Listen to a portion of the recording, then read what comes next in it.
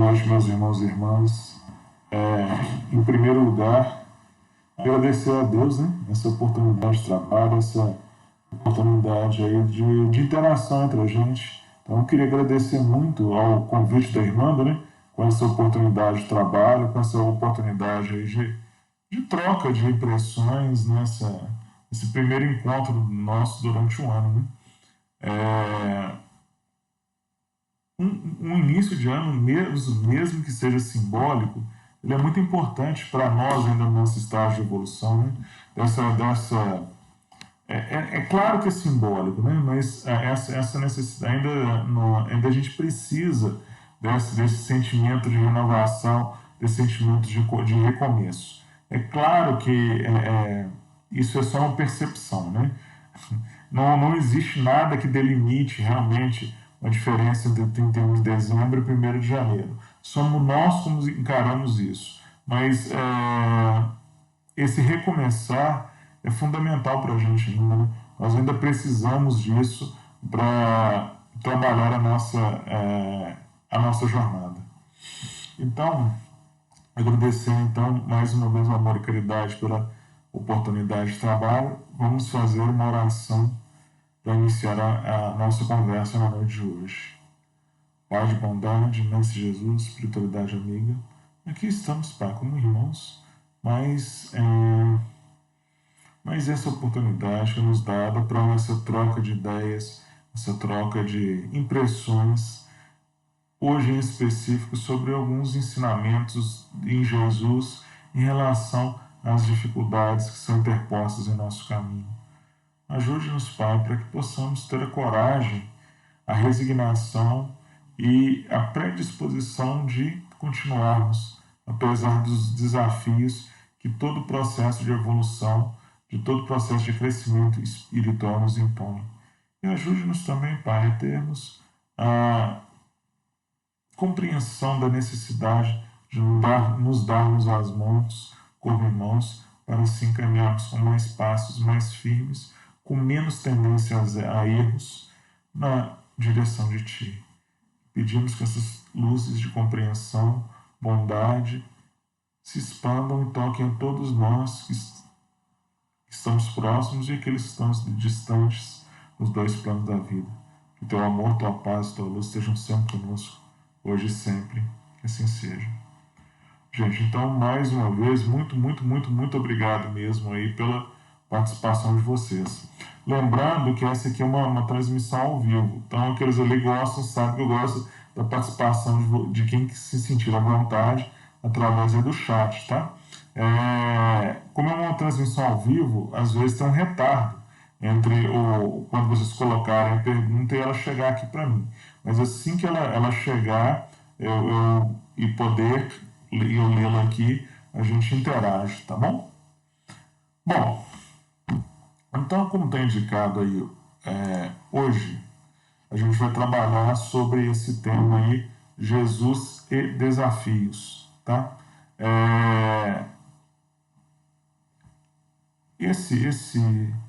Por que é esse Jesus e desafios? Primeiro, vou entender um pouco, vou fazer uma introdução, o que seria um desafio, tá? Então, por exemplo, quando eu coloco essa imagem aí de uma pessoa pulando um despenhadeiro, tá? Então isso representa normalmente um desafio.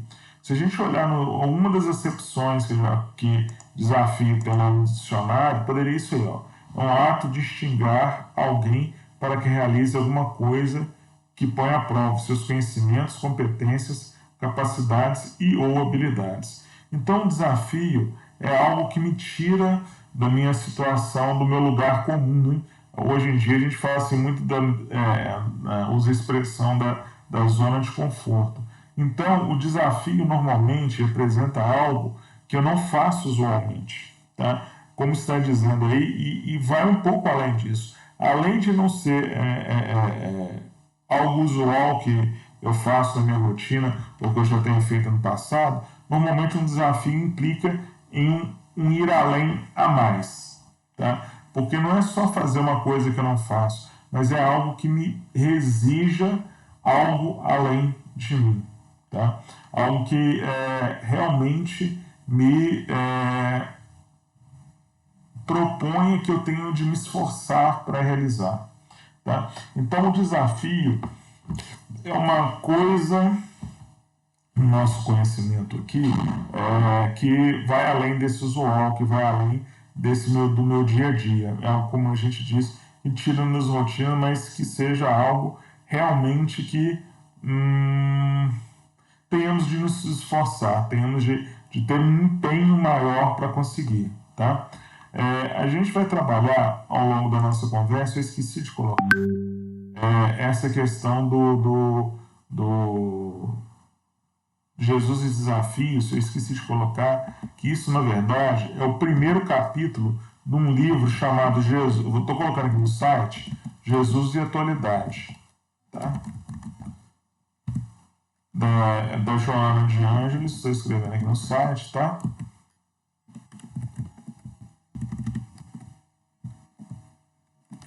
Da Joana de Ângeles, tá? E a psicografia é do Divaldo Franco. Tá?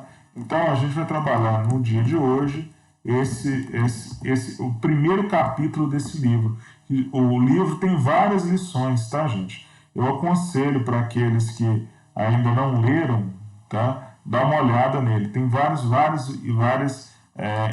proposições interessantes, reflexões lá da Joana de Ângeles sobre vários temas. Normalmente, algumas pessoas falam que o jeito da Joana se expressar, por usar construções mais elaboradas, algumas pessoas falam assim, é muito difícil de entender o que ela propõe, ela poderia escrever de outra maneira, mas eu acho que essas construções que ela usa são muito legais, elas são muito simbólicas, tá? Então a gente vai, hoje eu optei por fazer uma análise desse capítulo inteiro do livro, tá? Porque ele é muito profundo.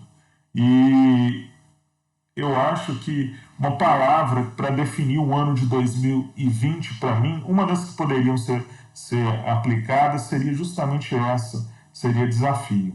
Tá? Eu entendo que o ano de 2020 foi desafiante para a gente, porque nos obrigou justamente a isso, nos tirar da zona de conforto, propor coisas que nós não tínhamos visto ainda nessa encarnação.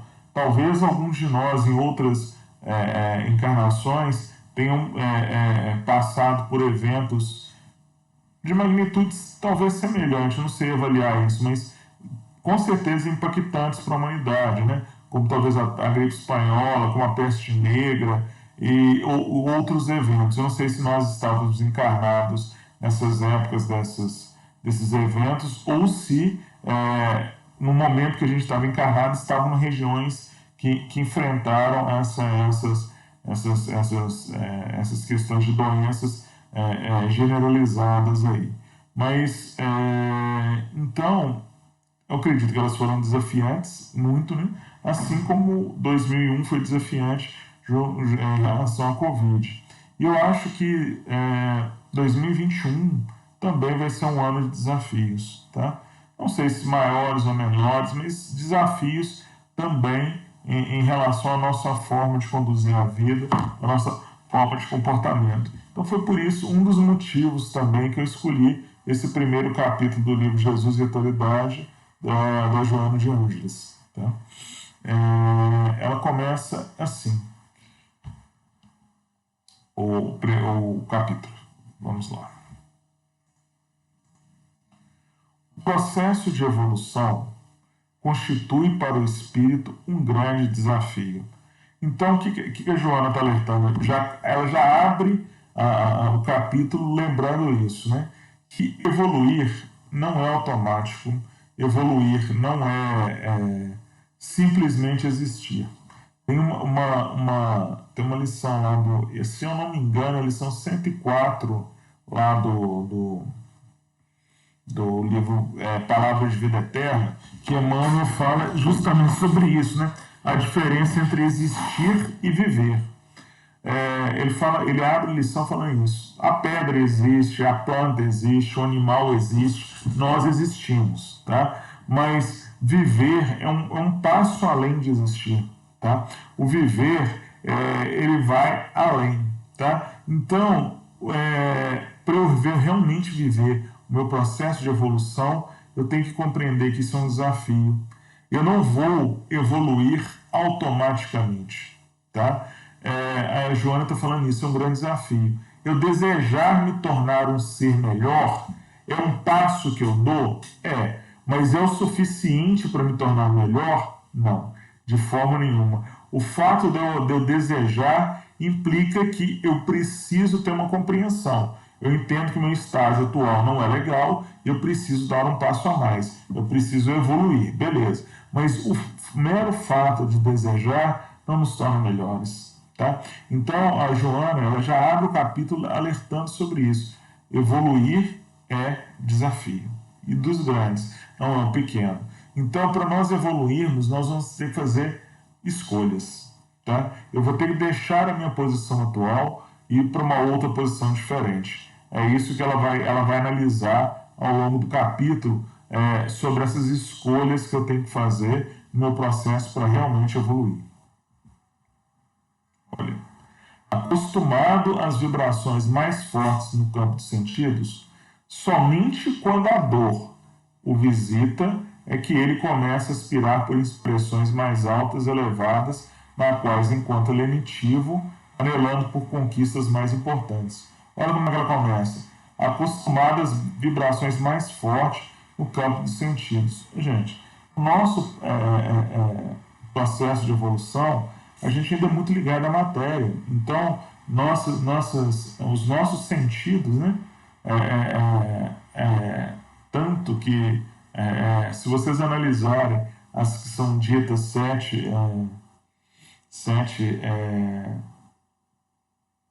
os 7 pecados capitais, né?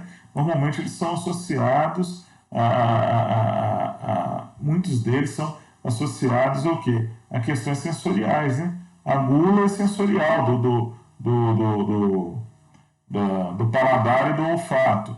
A luxúria é ligada à sensação do sentir, do toque de pele e de outras energias envolvidas. Então nós somos seres sensoriais, né, ainda, né? O apelo sensorial, melhor dizendo, ele é muito forte em nós. Então a Joana está alertando isso, que essas vibrações dos sentidos físicos ainda pegam muito para a gente. E o que acontece? Por elas representarem coisas muito significativas para a gente vê, por exemplo, questões de irmãos nossos que desequilibram em relação à bebida por causa do quê? Da sensação que o álcool provoca. Irmãos nossos que desequilibram em relação a drogas, por causa das sensações que as drogas provocam. Desequilibram em relação ao sexo, por causa das sensações que o sexo provoca em nós. Tá? Então, isso ainda tem um apelo muito forte na gente. O problema é que o quê? Se fôssemos por nós mesmos, muito provavelmente a gente ainda está vivendo só no mundo. Eu viveria em função das minhas sensações, tá? Não de alimentação, de sexo, de bebida, de toque, de várias outras coisas. Por quê? É o que o mundo nos proporciona basicamente. Aí o que acontece? A dor somente quando a dor o visita. Então a dor funciona como um despertar para ele mostrar para a gente que eu preciso ir além dessas informações sensoriais, que eu não posso viver apenas em função daquilo que o mundo físico me proporciona. Tá? Então, quando esse processo de despertar que a dor nos provoca, que eu vejo que eu sou levado, eu tenho a possibilidade de ir além das sensações, de ir além dos sentidos. Então, eu vou encontrar o lenitivo, ou seja, esse apoio, esse amparo em coisas que vão além das sensações, tá? E esse anelando quando eu começo a desejar uma coisa a mais, tá? Do que os sentidos, a mera parte física pode me proporcionar. Ela continua assim, ó, vivendo em luta constante contra os fatores constringentes do estágio que se demora, vez por outra, experimenta a paz, que passa a querer de forma duradoura. Olha o que a Joana está colocando para a gente. Vivendo em luta constante. Gente, no mundo físico, é ilusão a gente achar que a gente vai ter serenidade o tempo inteiro. Tá? Nós encontramos momentos de paz, momentos de serenidade, tá? Momentos de equilíbrio. Então, esses momentos é que nos levam a querer algo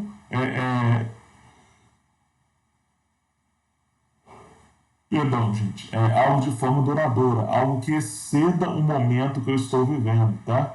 Só que nos nossos processos ilusórios, a gente acha que, às vezes, esses momentos de paz é a plena satisfação dos meus sentidos e a minha plena satisfação das minhas vontades. Aí chega a dor e demonstra que essa mera satisfação de vontades e de sentidos não é o suficiente. A paz verdadeira transcende isso. E quando eu começo a despertar para perceber que a paz verdadeira transcende isso, é que eu realmente começo a me tornar senhor do meu processo de evolução espiritual.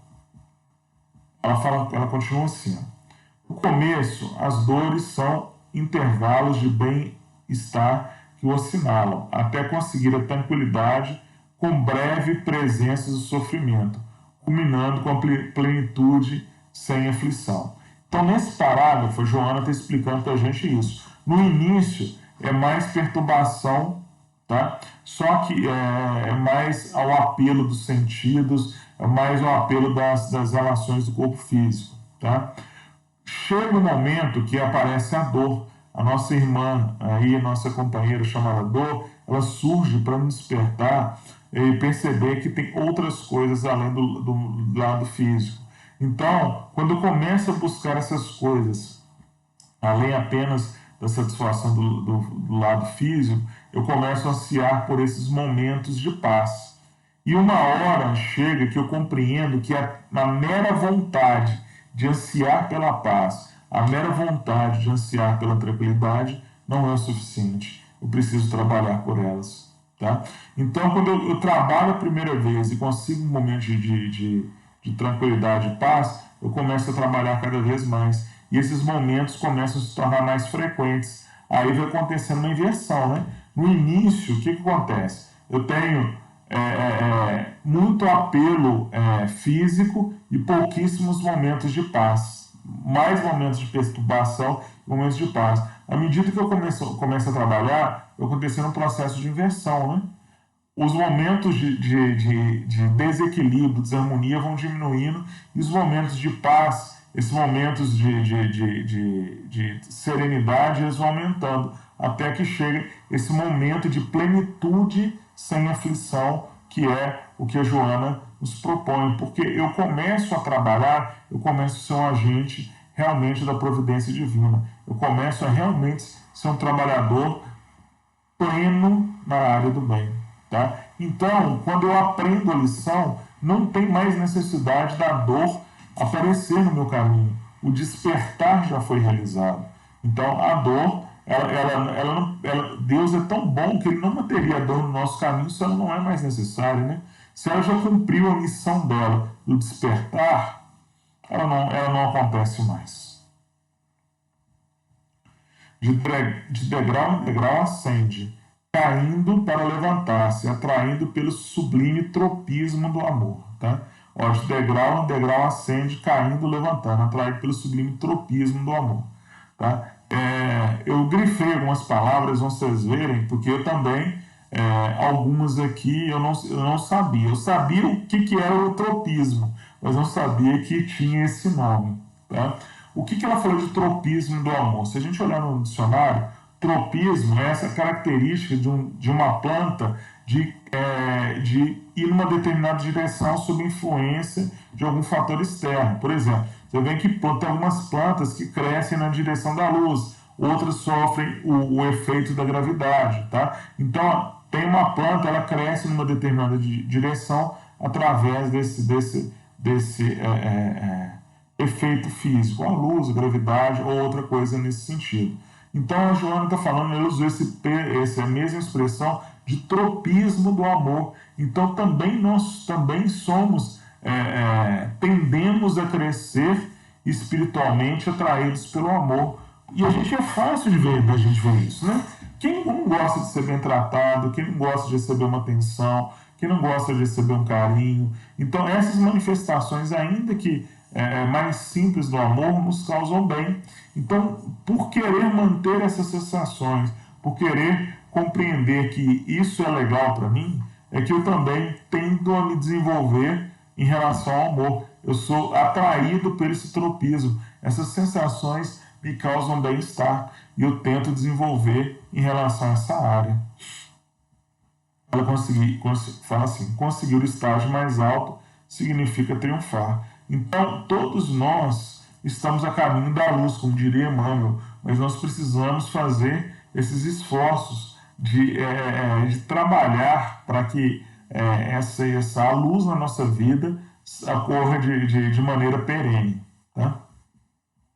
Ela fala o seguinte, ó, aturdido e inseguro, descobre uma conspiração quase geral contra o seu fatalismo. O que é o fatalismo? Se a gente olhar no dicionário, o fatalismo vai estar assim: concepção de que todos os acontecimentos são irrevogavelmente marcados por uma causa única e sobrenatural. Então, o que acontece? O fatalismo seria aquelas coisas que vão acontecer na minha vida independente do que eu faça. Esse seria o meu destino. Bem, basicamente seria isso, né? O meu caminho já está selado. O que eu estou falando? Acontecimentos irrevogáveis. Ou seja, nada do que eu faça, nada do que eu realize vai mudar o que vai acontecer comigo. Tá? Então, isso seria, em essência, uma negação do amor de Deus, né?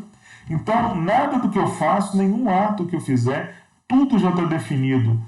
Todos os meus processos de escolhas são irrelevantes. Por quê? Porque é irrevogável. Vai acontecer querendo ou não. Tá? Então, a gente descobre que isso é uma ideia equivocada em relação à vontade divina. Eu não sou nem figurante e nem muito menos ator coadjuvante na minha própria vida. Eu sou o ator principal, eu sou o diretor. Tá? Então, na verdade, eu escrevo, atuo e dirijo a minha própria vida. Tá? Através das minhas escolhas, das minhas ações, eu sou um determinante do meu destino. Então, o fatalismo é uma coisa que não existe, na verdade. Tá? Ele fala o seguinte, ó, são as suas heranças passadas que agora ressurgem, procurando retê-lo na área estreita do imediatismo, em nível inferior de consciência, onde apenas se nutre, dorme e reproduz, com indiferença pelas emoções do belo, do nobre e do sadio. Então, o que acontece? Os nossos desequilíbrios... Vamos lá, a zona de conforto ela tem duas armadilhas para nós, né? Por que é tão aparentemente, bem entre aspas, ficar na nossa zona de conforto? Porque quando eu fico na zona de conforto, primeiro, eu não tenho que fazer coisas novas, tá? Quando eu estou na minha zona de conforto, eu sempre realizo o que eu já fiz. Se eu já sempre realizo o que eu já fiz, primeiro, eu não tenho que me esforçar para aprender nada de novo, ok? Então, é muito cômodo, né? Eu não preciso realizar nada, eu continuo do jeito que eu estou. E também tem um outro perigo que a gente acha que é uma coisa boa, mas é terrível no sentido de que se eu sempre faço as coisas que eu já estou acostumado a fazer, eu já conheço os resultados, né? Quando eu faço coisas novas, pode acontecer coisas que eu ainda não compreendo, que eu ainda não sei o que vai acontecer. Mas se eu sempre continuar na zona de conforto, eu vou continuar no mesmo estágio de evolução. Tá? Então, o que acontece? Eu tenho essa tendência a Joana está lembrando para a gente, de apenas de cuidar do corpo físico. Dormir, nutrir, reproduzir, que é as sensações físicas. Eu repito só esses padrões em relação ao corpo físico, mas eu preciso ir além disso. Eu preciso me destacar desse momento, porque senão eu vou ficar exatamente do jeito que eu estou. E ela fala assim, ó, olha as expressões que ela usa. Anestesiado pelas necessidades vegetativas, busca apenas o gozo, que termina por causar saturação, passando a um estado de tédio que antecipa a necessidade preemente de outros valores. Então tá, vamos supor que alguns de nossos irmãos ansiaram fervorosamente lá ganhar na Mega Sena da Virada, que foi sorteada semana passada. Para quê? Ah, não, se eu ganhar na Mega Sena da Virada, todos os meus desejos vão ser satisfeitos, né? E tantos alimentares, de viagem, mesmo sentimentais, né? Porque se eu não achar uma pessoa que gosta de mim, eu pago para alguém, pelo menos fingir que gosta de mim, para me acompanhar, para estar ao meu lado. Eu não tenho dinheiro. Então, se eu não achar ninguém que demonstre sentimento espontaneamente, eu pago para ter uma pessoa ao meu lado. Então, o que está acontecendo? Isso são os meus impulsos naturais, que são essas necessidades vegetativas que ela está falando, que é respirar, comer, se alimentar, ter descanso, essa interação com os outros seres humanos são adulterados, né? Eu acho que eu posso conseguir isso, tá? Através do dinheiro. Mas mesmo assim, tem um perigo, é isso que ela está falando, que é saturação, né? Tem um ditado árabe que fala o seguinte: se o prazer permanece, será que permanece prazer? Se eu vivesse uma vida que todas as minhas necessidades, todas as minhas vontades sejam satisfeitas, eu me tornaria um ser humano melhor? Se fosse assim, as pessoas absolutamente ricas que a gente vê no mundo seriam totalmente felizes e a gente vê que não é isso, né? Então, o que está indicando aí? Porque o problema é isso aí, acaba causando o quê? Saturação. Se eu vivo constantemente disso, será que permanece prazer? Tá. Vamos supor o seguinte, por exemplo, vou dar meu exemplo. Eu gosto de pizza, tá? Se eu comer pizza todos os dias, em todas as refeições, você acha que a pizza vai se tornar prazerosa para mim? Tá, talvez um dia na semana, se eu passar o dia inteiro comendo pizza, talvez seja legal, ainda tenho minhas dúvidas. Mas passar 2, 3, 4, 5, 6 dias, uma semana, no sétimo dia, não, muito antes do sétimo dia, eu já estou pedindo, pelo amor de Deus, para comer outra coisa, né?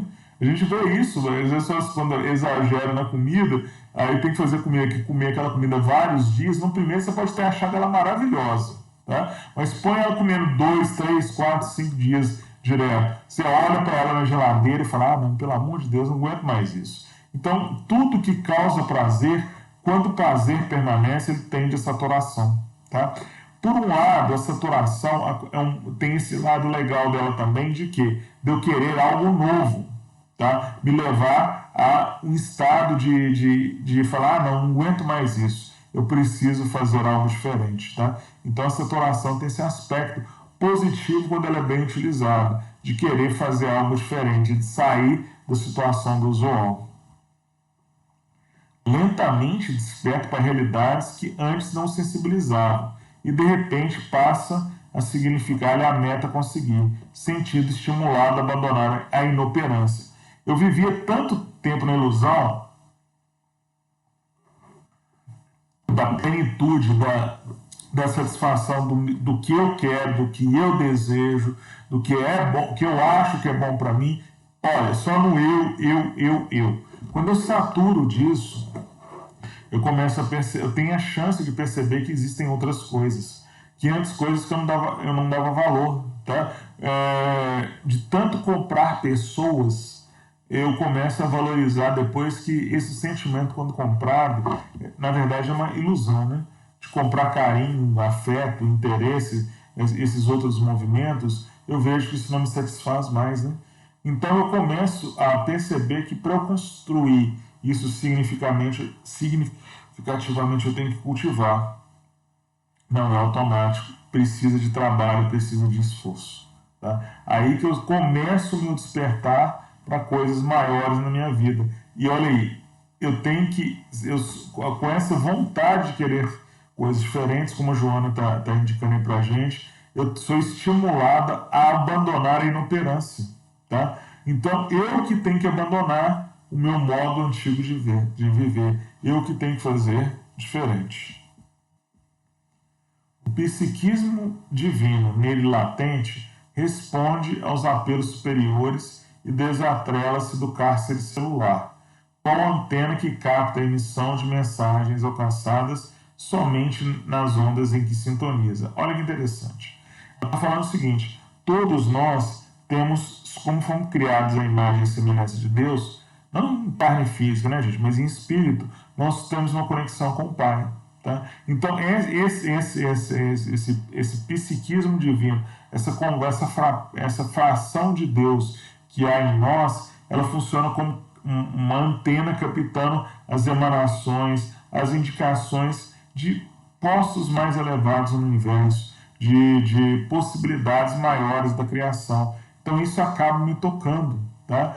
Me leva a ver que eu sou muito mais, na verdade, que eu não sou muito mais, né? Que a gente nos confunde, que na verdade eu não sou um corpo físico, na verdade eu sou um espírito que momentaneamente habita um corpo físico. Eu sou despertado por essa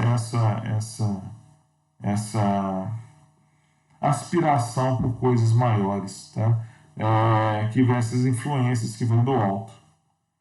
Primeiro, o primeiro desafio, o de penetrar o de penetrar em emoções novas, o atrai, impelindo cada vez mais complexos, por tentames cada vez mais complexos e, portanto, mais audaciosos.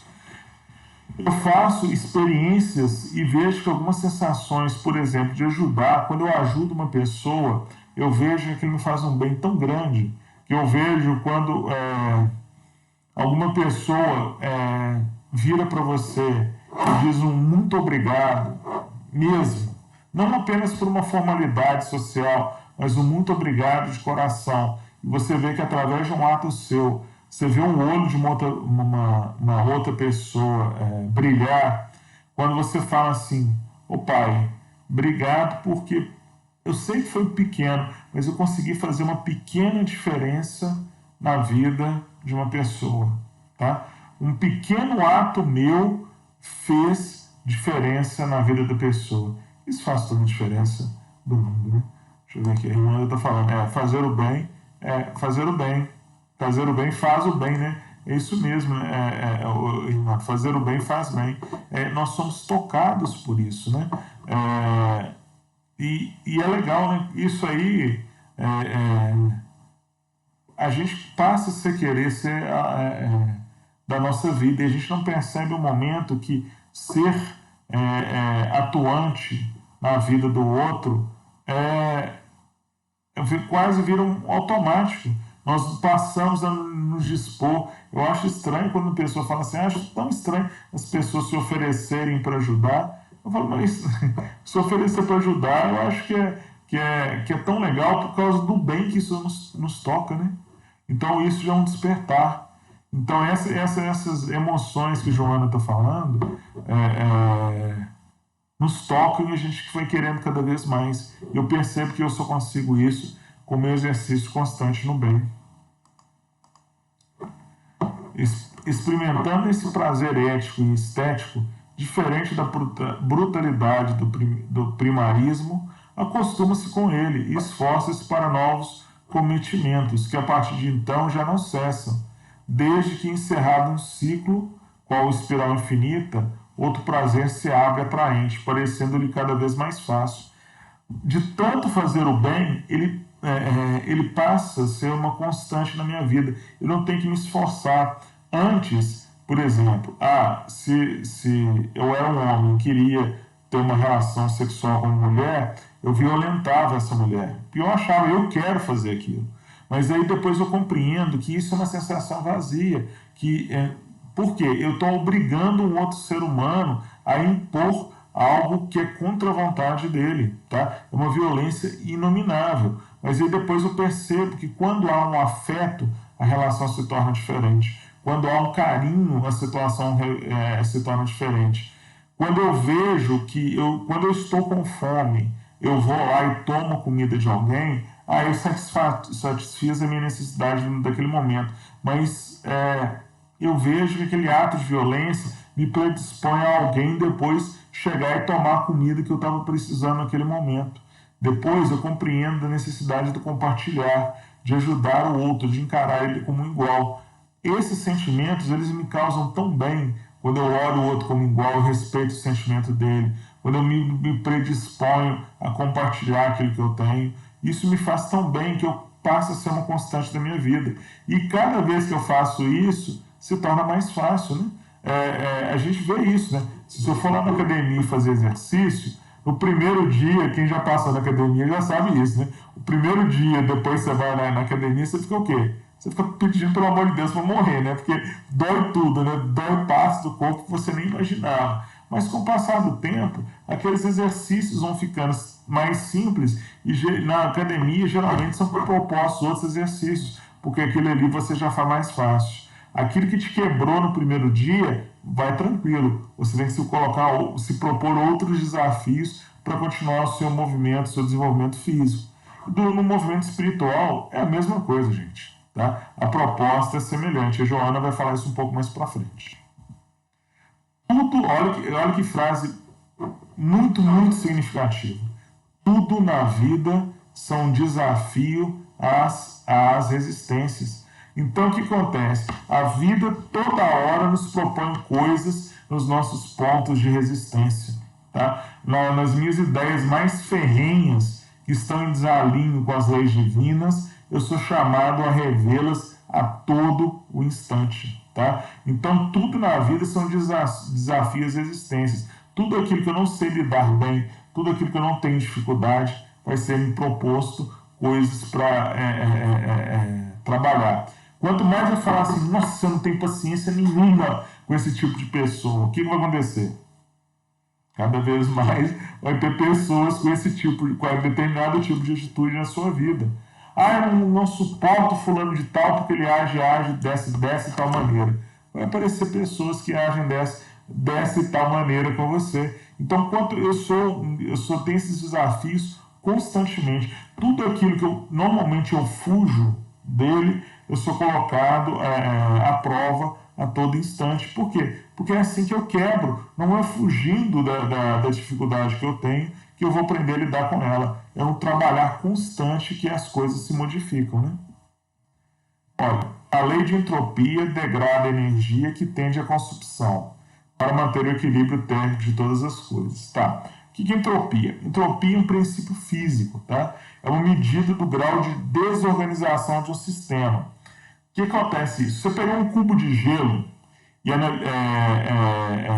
você vai ver que os átomos dele lá dentro, eles estão muito estáveis, eles estão quietinhos lá, por assim dizer. Então a gente fala que a entropia dele é muito pequena. Tá? Só que quando ele está, por exemplo, ele está congelado, a água não pode fazer muita coisa, porque os átomos dela estão imóveis, tá? Mas eles estão organizados, mas estão imóveis. Para eu fazer algo de útil, para entrar água em movimento, o que eu faço? Eu elevo a temperatura. Ao elevar a temperatura, eu dou mobilidade para os átomos. Então a água pode fluir. Se eu aumentar mais a temperatura ainda, ela se torna vapor. Tá? Ela pode ter mais mobilidade ainda. Então aumentou a entropia. Tá? Então o gelo ele é mais organizado, mas ele faz menos coisas.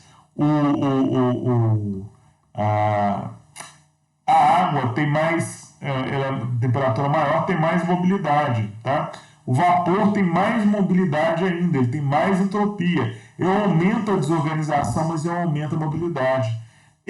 Isso aí que produz o que a Joana Giannis chamou de consumpção. O que é consumpção? Se olhar no dicionário, é destruição. É o ato de desgastar ou destruir completamente. Tá. Se eu ficar paradinho na minha casa o dia inteiro sem fazer nenhuma atividade, teoricamente eu estou conservando meu corpo físico, mas eu não estou me desenvolvendo, porque o corpo físico precisa desenvolver. A gente vê isso no caso de atrofia muscular, né? Se eu ficar sem me movimentar, sem fazer nenhum exercício, eu vou aparentemente conservar o meu corpo físico, ele vai estar numa entropia baixa. Mas o que vai acontecer? Eu estou destruindo as minhas capacidades de movimento. É isso que ela está alertando para a gente. Eu preciso entrar em movimento, tá? Porque é através do movimento que eu evoluo. Isso é benéfico do meu lado de vida espiritual, tá? A Imaculada está falando aqui, ó. Exatamente, quando a gente faz um desafio, é isso mesmo, Imaculada, nos torna mais forte para a próxima coisa que a vida vai propor para a gente. Né? Envelhecimento e morte são movimentos inevitáveis no cosmos biológico e no universo. Eu ficar parado não vai me tornar um ser melhor. Tá? Mas eu estou fazendo isso para evitar a morte, você vai morrer da mesma forma. Só que a morte vai chegar para a gente, que é inevitável. Só que o quê? A questão é o que eu fiz até quando ela chegar. Os batimentos cardíacos são desafios à resistência do músculo que os experimenta. Os peristálticos são testes constantes para as fibras que os sofrem. A circulação do sangue é quesito essencial para a irrigação das células. A respiração constitui fator básico sem a qual a vida perece. Então ela está alertando que tudo no nosso corpo, desde batimentos cardíacos, movimentos peristálticos, né, que faz a parte lá do nosso sistema lá de excretor e outros movimentos de digestão e outras coisas que funcionam no nosso organismo, todos eles são movimentos que exigem esforço das nossas células. Tudo o que acontece no nosso corpo exige esforço de tudo que nos constitui fisicamente, tá? Então, o estarmos vivos é um desafio também para o nosso corpo físico. É interessante. Tudo isso e muito mais na área dos automatismos fisiológicos a interferir nos de natureza psicológica. Então, assim como acontece no corpo físico, que viver é um desafio, na nossa natureza psicológica do espírito também é um desafio. Propõe coisas que nós precisamos trabalhar constantemente. Vamos ver aqui. É natural que o mesmo suceda no campo moral do ser, que nunca retrocede e não deve estacionar seu pretexto algum.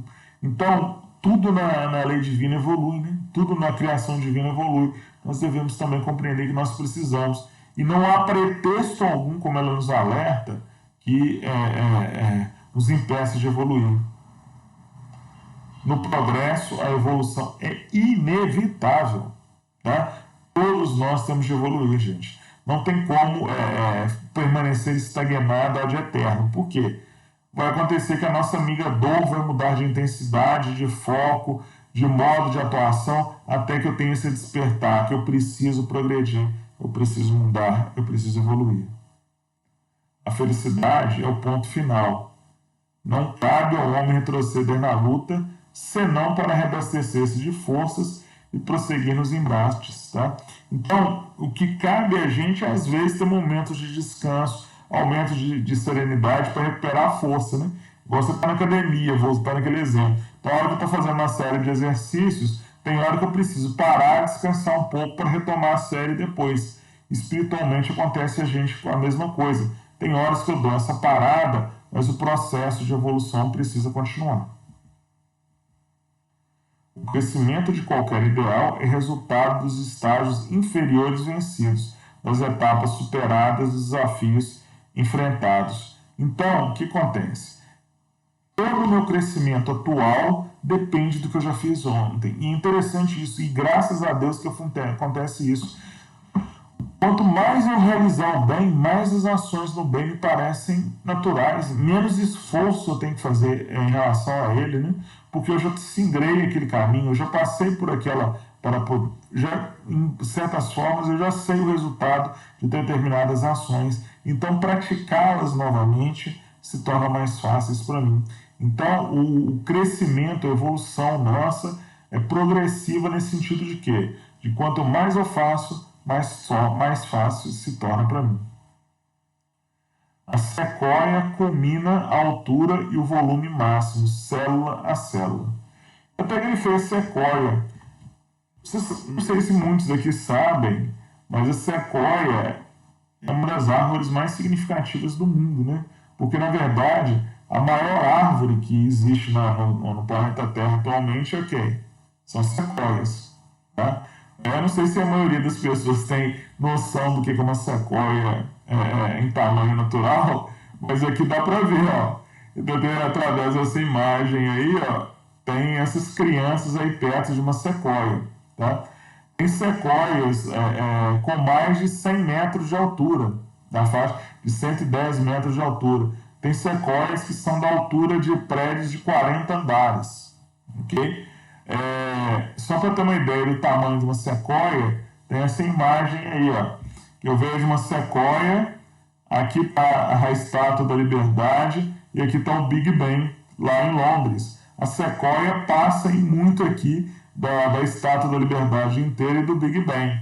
Só para ter uma referência para vocês, isso aqui, ó, não dá nem para ver direito, mas esse risquinho aqui embaixo, ó, é um ser humano, tá? Comparado com a sequoia. E é interessante da sequoia que é a mais alta sequoia que tem aí.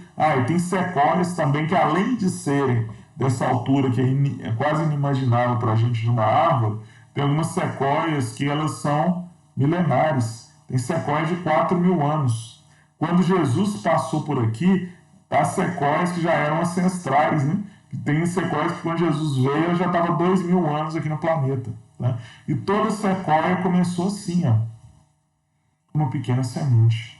Então, acho que é muito simbólico isso, né? Se nós nos esforçarmos no nosso processo de evolução espiritual, nós podemos também, assim como essa sequoia, passar dessa sementinha até tornar um gigante desse como árvore, mas simbolicamente como espírito. Né? O universo se renova, prossegue molécula a molécula. Facilidade é perda de estímulo com prejuízo para a ação. Olha que frase muito significativa. Facilidade é perda de estímulo com prejuízo para a ação. Tá? O que o Jesus falou? Que ele já falou de sequoias. Estou falando pesquisou sobre elas. Sequoias são muito legais, Josias. É muito legal mesmo. É uma árvore que é inspiradora no meu ponto de ver aí pra gente. Né? Uma árvore milenar que cresce tudo e começou com uma sementinha, igual a gente falou. Bom, facilidade é perda de estímulo com prejuízo da ação. Então, às vezes, a gente tem que tomar cuidado, né? Facilidade demais tende a nos manter nas nossas zonas de conforto, tá? E tende a atrapalhar o nosso processo de evolução espiritual. Então, surge a nossa amiga dor para nos dar os nossos cutucões aí e manter a nossa caminhada. Toda a vida do mestre foi um suceder incessante de desafios. Embates no meio social e familiar ao construir os primeiros impedimentos que foram ultrapassados em razão da sua superior finalidade para a qual vieram. Então, se a gente analisar a vida de Jesus, gente, ele foi muito incompreendido. Né? Você vê mesmo entre os apóstolos que o seguiam, né? Mesmo entre os que eram mais próximos a ele, Pedro, Tiago e João, mesmo entre eles, vê que eles não compreendiam, né?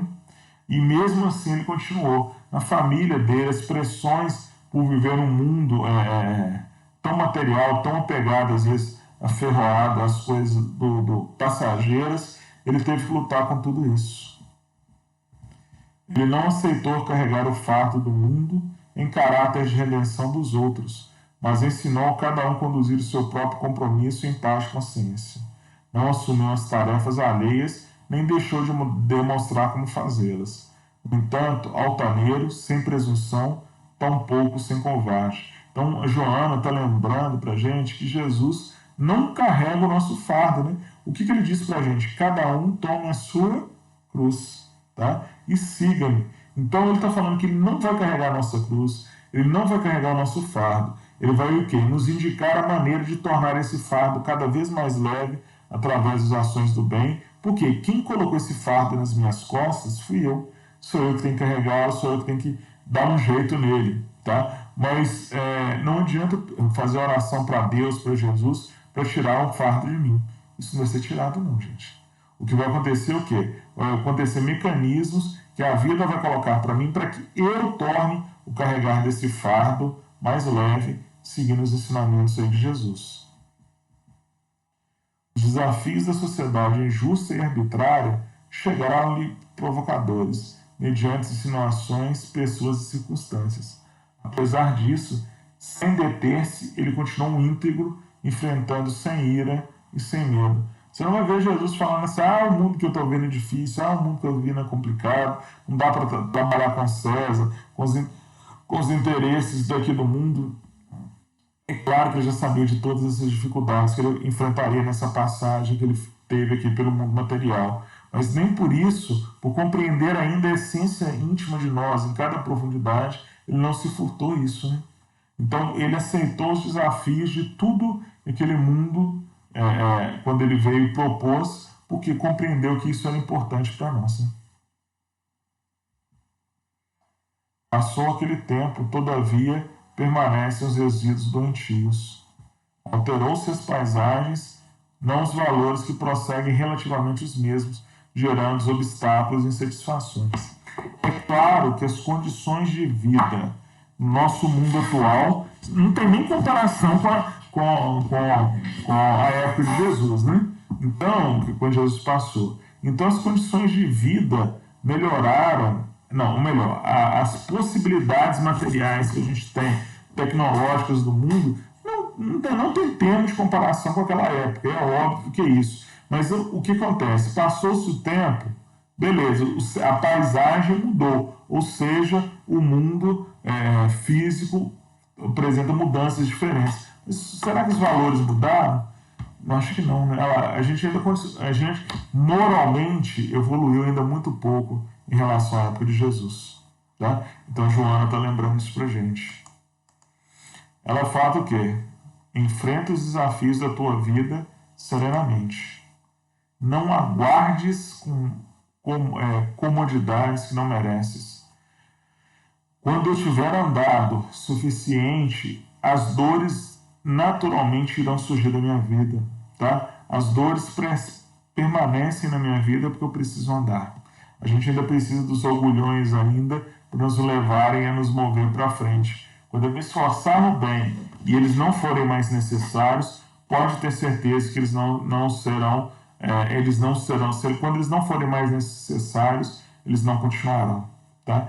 Então, esse aguardar a comodidade que eu não mereci, que eu não trabalhei para conseguir, fica complicado. É a mesma coisa de chegar para o meu patrão e falar assim, me paga um ano de salário adiantado, tá? Que eu estou precisando de dinheiro agora, e depois eu vou te trabalhar durante um ano para você.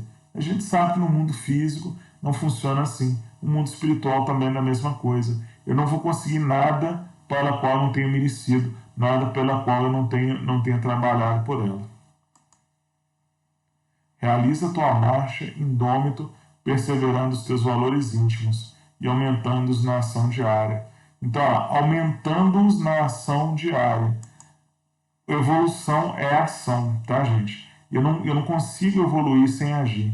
E olha o que ela fala: quem teme a escuridão perde-se na noite. Então, se eu ficar parado falando que lá fora está escuro, eu não entro em movimento. O que ela nos aconselha? Ser tu aquele que acende a lâmpada e clareia as sombras. Né?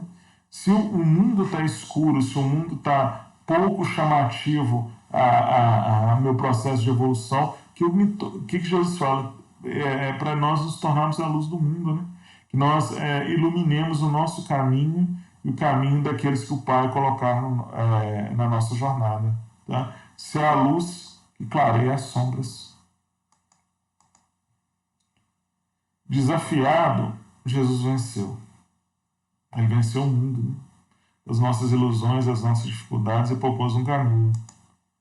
Segue-o e nunca te detenhas antes dos desafios para o teu crescimento espiritual. Gente, então a Joana alerta isso, que é quase uma infantilidade espiritual pedir que para a gente não tenha dificuldades, que a gente não tenha empecilhos, que a gente não tenha dores no nosso caminho.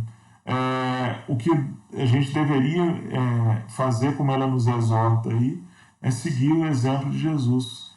pedir a orientação de Deus, a proteção do mais alto, de Jesus, a espiritualidade maior, que eu possa enfrentar os meus desafios, porque é ao enfrentar os meus desafios que eu evoluo espiritualmente. É igual eu falei, quase uma criancice espiritual pedir que as pedras sejam retiradas do caminho, quando elas justamente existem no meu caminho, que é para que eu possa evoluir, né? Eu as coloquei e ao tirá-las ou desviar delas, se for o caso, eu aprendo a caminhar. Como para a gente encerrar, nosso tempo já está quase no fim, eu só queria fazer uma correlação disso tudo que a gente falou com uma frase que a gente às vezes vê muito no meio espírita, né? Vocês já devem ter visto essa frase aqui, ó, falando em meio espírita. Vós sois deuses, pois podeis fazer tudo o que faço e muito mais. Essa frase a gente ouve muitas vezes no meio espírita e é atribuída de Jesus. Bom, se você for procurar exatamente desse jeito no Evangelho, você não vai ver em lugar nenhum, tá? O que aconteceu? Numa das passagens que João relata, falava que Jesus estava sendo acusado de blasfêmia por alguns judeus mais ortodoxos, né? Que eles achavam um absurdo. Jesus falava que ele era um com Deus. Tá? Então falou assim, não, isso é blasfêmia, estavam querendo apedrejar Jesus. Como Jesus os conhecia profundamente, ele falou a seguinte frase, que é uma parte daquilo ali. Ó. E lembrou, respondeu-lhes Jesus, não está escrito na vossa lei, eu disse, sois deuses? Está lá no Evangelho de João. Jesus está fazendo uma referência ao Salmo 82, versículo 6, capítulo dos Salmos. Eu disse, vós sois deuses e todos vós, filhos do Altíssimo. Então, ele está falando o seguinte, já estavam alertando para a gente, mesmo antes da passagem dele, dessa característica do Deus em nós. Tá? Então, Deus habita em nós. E depois, uma afirmação de Jesus que ele fala literalmente isso, está lá no Evangelho de João também. Na verdade, vos digo que aquele que crê em mim também fará as obras que eu faço e as fará maiores do que estas. Então, essa aí é a combinação das duas que deu aquela máxima lá que às vezes a gente vê no meio espírita. Mas por que eu deixei ela como fechamento? Para alertar que Jesus conseguiu vencer os desafios, que ele foi criado exatamente da mesma forma que nós, simples e ignorante, e conseguiu ascender até a categoria de espírito puro. E ele está falando, ele não mentiria para nós, né? Ele está falando que já que ele fez, cada um de nós também pode fazer esses desafios, que cada uma de nossas encarnações nos propõe. Então, gente, é isto. Nosso tempo acabou agora. Então, eu queria agradecer demais mesmo a participação de vocês. Lembrar que 2021 tem essa possibilidade de ser um ano de desafios, assim como 2020 foi, mas com a orientação de Deus, a proteção do mais alto e principalmente com o nosso empenho em fazer o bem, nós teremos condição de passar por mais esses desafios aí que se descortinam à nossa frente. Então, muito obrigado mesmo. Agradeço ao amor e caridade aí por mais essa oportunidade de trabalho. Precisando trocar uma ideia, meu e-mail está aí, alguns aí têm meu contato também. Nós estamos às ordens aí. E Deus permitindo que a gente possa vencer esses nossos desafios e nos aproximar mais cada vez do Pai. Ok? Então, só a gente fazer a nossa oração de encerramento. Pai de bondade, Mestre Jesus, espiritualidade amiga. Reencarnar, com certeza, Pai, é um desafio, né? Um desafio continuar na jornada do bem, tentando nos esforçar cada vez mais para rumar com passos firmes rumo a Ti. Ajude-nos, Pai, para que, se cairmos, se tropeçarmos, que consigamos nos equilibrar, que se cairmos, consigamos nos levantar e manter dentro dos nossos esforços essa vontade de cada vez mais sermos filhos operantes na seara do bem. Pedimos que todo esse momento que a humanidade passa possa ser captado em nossos espíritos como uma possibilidade de crescimento, como uma possibilidade de evolução que ele realmente representa. Pedimos que tua luz esteja conosco e nos dois planos da vida, a cada passo da nossa jornada, a cada passo da nossa existência, dessa e das futuras. Que a tua luz, o teu amor e a tua paz sejam sempre conosco, hoje e sempre. Que assim seja. Gente, então muito obrigado, tá? E que nos demos as mãos aí como os irmãos para vencer os nossos desafios, tá bom? Um abraço, fiquem com Deus, uma excelente semana e do Deus permitindo, a gente em outras oportunidades a gente se encontra aqui. Quem sabe Deus permitindo que em breve a gente encontre presencialmente também. Um abração, gente. Fique com Deus, até a próxima.